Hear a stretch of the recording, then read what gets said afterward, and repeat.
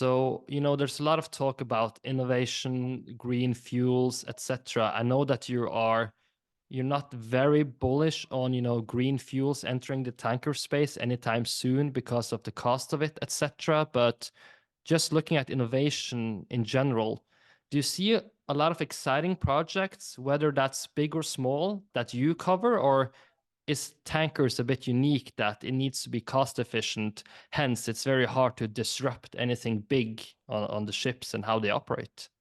There are tenders for green projects, and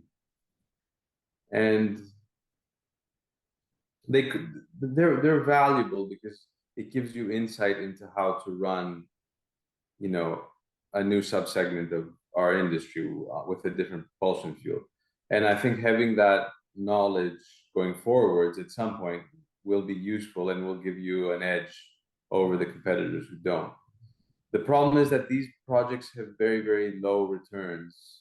And with asset prices where they are today, you're committing a lot of capital on a long term for a project that's expensive, low return, and at the end of the project, it'll have quite a high residual value.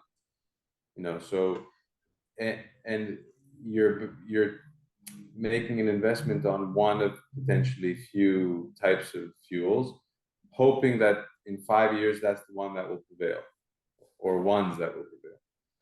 So that's been a challenge for us, and that's why we haven't, really looked into any type of dual fuel propulsion systems like methanol or ammonia or gas.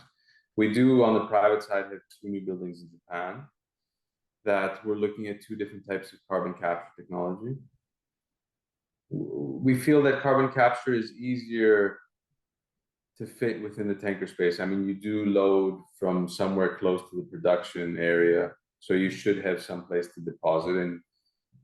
But my worry is that ammonia and methanol and some of the other fuels, they're going to be bid too high by both other segments within the marine space, but also from onshore use.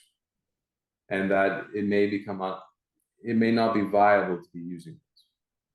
We believe it, in our view, that it's prudent again to wait until some cheaper time in the cycle where we may have a bit more clarity on what the fuel is, and make our riskier investment then rather than today. The residual and the entry price is high.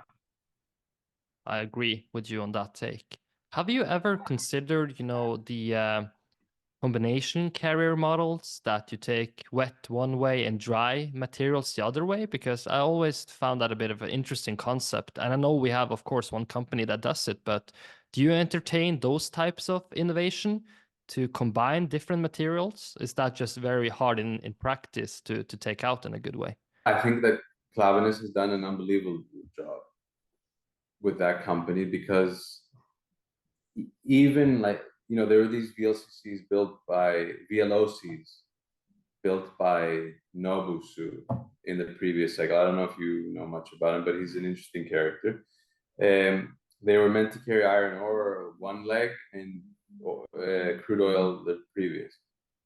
Most of these ships have now been converted just to VLCCs. And some, because we know some owners who own them, they still have some issues clearing them in ports because they were previously VLOCs.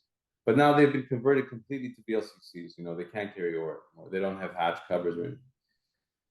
So I'm impressed by how Klaveness has managed to have his niche trade and have both both the dry charters and the wet charters accept the ships. So, they have a lot of experience. They're sophisticated. They know the market. But to break into a niche market like that would be very difficult. I've invested in them, and I think they're a great company. But for the time being, we prefer more like standardized types of vessels where they're a bit more liquid in selling and buying as well.